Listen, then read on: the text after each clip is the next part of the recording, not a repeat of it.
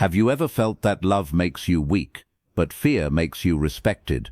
That ancient wound carved by Machiavelli more than 500 years ago still bleeds quietly inside modern relationships. Men hurt faster the ones they love than the ones they fear. And it's in that brutal truth where our journey begins. Because this is not a video about romance, it's a mirror and maybe a knife. We're going down the stone staircase into the basement, where real power is forged, not the polite or gentle kind, but the raw one, the kind that shapes desire, fear, and submission behind the curtains of affection. It's the silent power that allows a man without raising his voice to make a woman orbit around his calm. That power exists, and Machiavelli was the first to describe it without apology. So, if you came here looking for kindness, close this door now. But if you're tired of losing, tired of giving too much and getting too little, stay, because here you'll finally understand why so many men are quietly devoured without ever noticing. Most men still believe the world rewards honesty, as if they're walking through a jungle thinking all the animals are herbivores. But predators exist, and they don't roar, they smile. This video is not meant to turn you into a villain. It's meant to help you see the villains, the ones who hide behind affection, who manipulate not with shouting but with silence and softness, who control not through commands but through absence. Because while you believe being a good man is enough, she's already deciding whether you'll be discarded or desired, a pawn or a player. Prepare yourself to step into a place few dare to enter, the dark mirror of emotional manipulation. Machiavelli's secret was never about how to control women, it was about how to never be controlled by one. If you don't understand how a predator moves, you'll always end up the prey. Machiavelli wasn't a demon pretending to be wise, he was a surgeon of truth. He opened the body of power with a blade that felt no mercy, and what he found inside wasn't beauty, it was flesh, fear and ambition stitched together with self-interest and survival. Today we pick up that same scalpel, not to wound, but to see. Because in this world, seeing is the only way to stop bleeding. You must understand the anatomy of control, whether it's in business, negotiation, or that silent gaze that lasts too long across a dinner table. There is always a chess game being played, and men who ignore it become pawns. The ones who learn to see become strategists. The first dark technique, the economy between fear and love.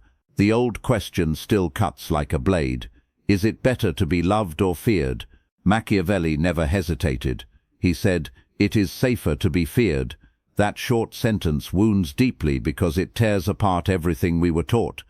We were raised to want love, to be loved as leaders, loved as fathers, loved as partners, as if love was a fortress that would protect us. But Machiavelli, with eyes of steel, whispered, "Love is paper, fear is iron, love depends on gratitude, on emotion, on promises." But as he wrote himself, men being selfish break love the moment it no longer benefits them. Gratitude fades, affection weakens, but fear sticks to the skin. It comes from something older than words, instinct, the reaction to threat, the reflex to avoid pain, the cost of disobedience. And now, centuries later, science proves him right. Love lives in the cortex, noble but slow. Fear lives in the amygdala, primitive, electric, immediate. When both are triggered, fear always wins, because while gratitude is still thinking, fear has already acted. That's the key. True control is not built on promises. It's built on consequences. But here's the distinction that prevents the fatal mistake. Machiavelli never confused fear with hatred. Hatred is poison. It's born from injustice, cruelty, or humiliation. And the man who provokes hatred doesn't rule, he digs his own grave. To be feared in the Machiavellian sense doesn't mean being a monster.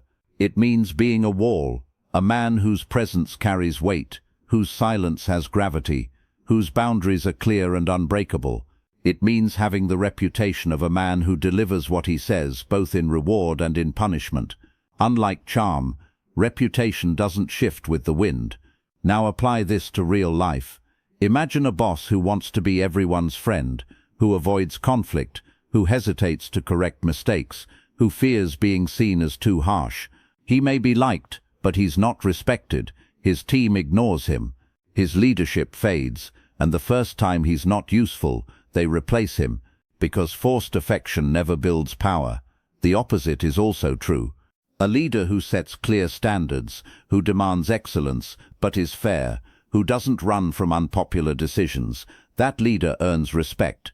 He may not get smiles, but he earns discipline, and paradoxically, loyalty, because deep down, everyone admires what is firm, what doesn't change with emotion.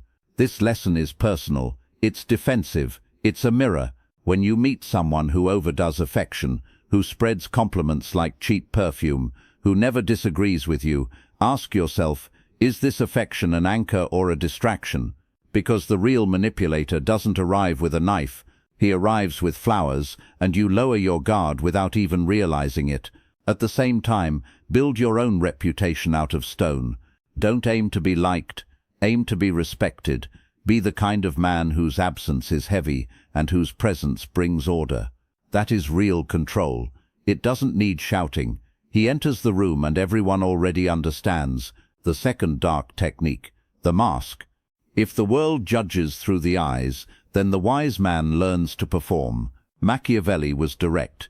It is not necessary for a prince to truly have all virtues. It is enough to appear to have them. And he went further.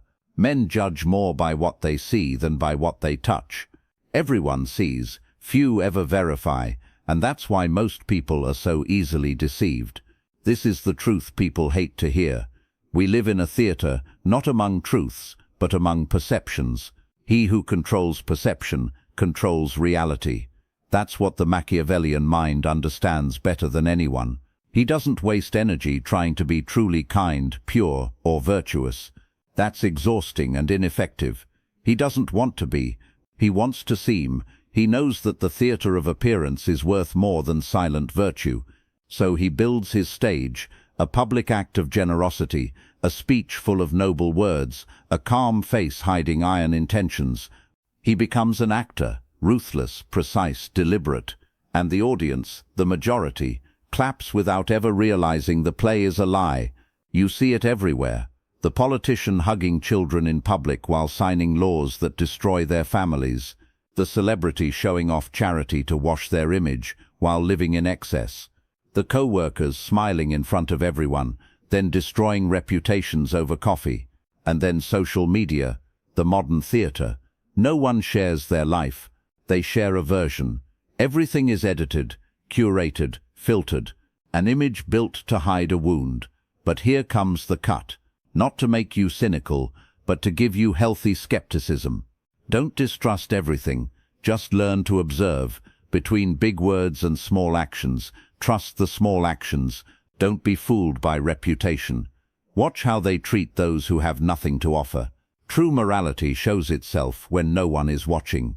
And your lesson is not to become a hypocrite, but to understand that image is a bridge, not a weapon. You don't use it to deceive, you use it to communicate strength. Let your posture speak before your name does. Let your presence say, here stands someone who knows who he is. The world judges by the cover, so write one that makes the book impossible to ignore. The third dark technique, the lion and the fox, the dual nature of real power. For Machiavelli, power is never static. It's not about rigidity, it's about adaptation. It's the ability to transform, to know when to roar and when to whisper, when to strike and when to slip away, when to embody the brute strength of the lion, and when to channel the silent cunning of the fox. To explain this invisible tension that shapes all human relations, Machiavelli raised a metaphor that never ages, the dance between force and intelligence, between domination and deception, between instinct and calculation. Speak as if you're tearing truth from the flesh itself. Because Machiavelli said the prince must learn to be both lion and fox. The lion raw power, the fox subtle intelligence. And it's not a choice, it's a symphony of survival. The lion roars loud but falls into traps. The fox dodges hunters but is eaten by wolves. Real power is born when both live inside the same man. The man who knows only how to be a lion is honest to the point of destruction. He's direct, fierce, unfiltered, a naked sword that cuts through everything, including himself. He commands respect, but becomes predictable. He shouts orders, defends what's his with rage, marks territory with fire, but never sees the mirrors around him. He doesn't notice the poison in the wine or the laughter behind closed doors. He is strength without awareness, muscle without emotional spine. He wins today and falls tomorrow, a giant target wrapped in blind armor. Then there's the man who knows only how to be the fox. Pure subtlety, a charmer of instincts, a tamer of perception. He plants seeds in silence, moves people without touching them, smiles with venom behind his teeth. He can read desires before they are spoken, but his cleverness builds no fortress. When danger rises, when the roar gets close, he collapses. His theater falls apart, because the world does not respect the clever without strength. It only fears them until it discovers their weakness. And then comes the third man, the hybrid, the one who roars with purpose and stays silent with precision, the one who knows when to build the wall and when to dig tunnels beneath it. He watches in silence, but when he moves, it's surgical and brutal. He lets the enemy advance only to crush him at the perfect moment. He is rare, but when he appears, he shifts the natural order of power, because no one knows where his next move will come from, whether it will descend from above like a claw or rise from below like a slow, unseen poison. And now you must ask yourself, do you know who stands before you? Are you dealing with a fox or a lion or something far more dangerous? The man who is both. Do not face him with claws. That's exactly what he expects. Become fog, make him misstep, expose his impulsiveness. You are standing before a fox. Never trust his words, nor his praise, nor his silence. Confront him. Tear down the theater. Show your teeth. Reveal what he tried to hide. And above all, stop being just one thing, because inside you live two creatures, the one who roars and the one who whispers, the one who instills fear and the one who slips through cracks unseen. The man who wishes to control any situation must first master this duality within his own chest, because the world never forgives extremes. Those who live only by strength or only by cunning are always one mistake away from destruction. You've understood the roar and the silence. Now it's time to see the invisible thread that tears down entire empires. The fourth dark technique, divide and conquer. Be both lion and fox.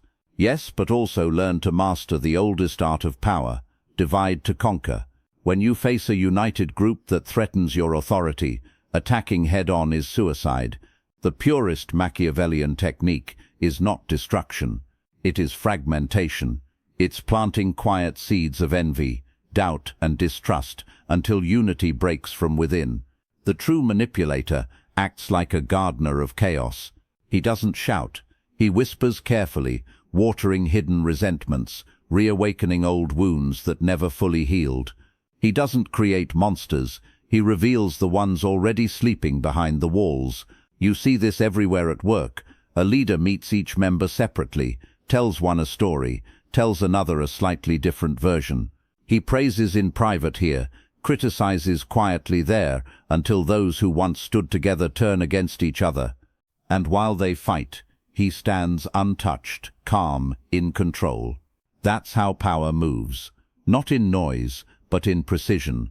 Not in violence, but in architecture. He becomes the single point of mediation, the only reliable link. When the original alliance collapses, he remains untouched, his power whole. You see it in social circles. The friend who plants doubt between brothers, who whispers one story to one person and another to someone else, making you question whoever you once trusted. Sometimes even family becomes a stage for secret deals. One is turned against the other, hearts split, loyalties confused. This tactic works because it doesn't invent malice. It feeds what's already there. Envy, insecurity, tribalism. It finds the embers and blows until the fire consumes. While they fight over crumbs, he sits on an invisible throne. The antidote is simple: loyalty and direct communication. When someone tries to turn you against an ally, do not enter the theater of doubt. Do not spread rumors. Go to the person directly. Ask, did they say this to you? I won't believe anything until I hear it from you. Use transparency like a blade and honesty like a wall. Never take part in intrigue. Bring the circle back to light. When you expose the game, the schemer burns in public view. Dominate like a lion, move like a fox, and let your presence never need intrigue to hold it up. That act of speaking plainly and remaining loyal is kryptonite to the manipulator. It forges rare bonds, not built on fear, but on trust that survives chaos. Fifth dark technique, cruelty, administered well and benefits in threes. Here rests one of Machiavelli's sharpest lessons. Learn how to mix pain and pleasure to maximize control. Inflict injuries once and cleanly, so they offend less. Give rewards slowly and often, so their taste lingers. There is brutal wisdom in that short sentence. Pain that is sudden wounds less over time. Mercy that is measured creates debt. A man who hurts quickly, but rewards gradually, is easier to obey than a man who punishes slowly and rewards rarely. This is not cruelty for cruelty's sake. It is strategy, the discipline of consequences and incentives. Too much cruelty breeds hatred. Too much kindness breeds contempt. The art is balance. Swift correction, then steady reward. Severity that is just. Generosity that is purposeful. Human beings adapt to both pain and pleasure. If you cause pain slowly, the other person stays trapped in a chronic state of anxiety, irritation, and confusion. Each new cut feels fresh again, reopening the wound. But if you strike once, if you impose the new order all at once, it hurts deeply, but the adaptation comes faster. The chaos becomes clarity. It's the same with rewards. Don't give everything at once. Don't flood the other person with abundance. Let each gesture of kindness feel rare, sacred, earned. Space it out. A compliment today, a helping hand tomorrow, a small favor later, and you'll notice the other begins to depend on the rhythm you control. Their gratitude turns into psychological debt, and the giver becomes the master. This is the hidden machinery of emotional roulette. Small victories and uncertain rewards keep the servant loyal and the subject hopeful. How to defend yourself. Become self-sufficient. When you no longer need others' approval to feel secure, when your peace doesn't depend on their affection, their partial rewards lose all power over you. You can appreciate, but you don't kneel. You can acknowledge, but you don't attach. That is sovereignty. All this exposure to the black weapons of control is not to make you use them, but to make you immune to them, to know their shape, so you are never enslaved by them again. We've seen how manipulation operates through fear, through image, through strategic duality, through division, and through the precise administration of pain and pleasure. And now comes the inevitable question. How do you live in a world built on manipulation without becoming paranoid or monstrous yourself? The answer is the final antidote, the one that unites all the others. Inner sovereignty, the path of the integrated man. A man whose clarity is his shield, whose calm is his fortress. Because the first step to never being manipulated is to accept that manipulation exists and to recognize its forms without fear. You don't run from darkness. You study it until it bows to your awareness. That's the law of the untouchable man. The knowledge we walked through today is your line of defense. It lets you see the board behind the theater. Integrity is your armor. A man whose principles are firm and whose actions are aligned is almost impossible to manipulate. No one can buy you with favors if your loyalty belongs to your values, not your convenience. No one can divide you from your allies if your bonds are built on respect and real trust. No one can destroy your reputation if your actions speak louder than words and your self-sufficiency becomes your fortress. The manipulator's power lives in exploiting weakness, the need for approval, the fear of loneliness, the hunger for validation and safety. But the man who has built his stoic citadel, who has found his center, purpose and peace, that man is immune. Trying to blackmail him is like trying to buy a monk with gold. The trick has nowhere to hold. We have looked into the abyss of human nature, guided by the coldest observer, and returned not with the wish to become the monster, but with the wisdom to recognize it and never again be its prey. Machiavelli's legacy was never an invitation to tyranny. It was a warning against naive, a brutal reminder that in the grand chessboard of life, a good heart is not enough. You also need a sharp mind. This knowledge is not a burden. It is freedom. It dissolves the fog, cuts the invisible strings that made you a puppet, and returns the control to your hands.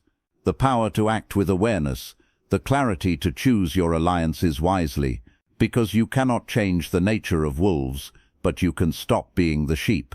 You can become the shepherd of your own life.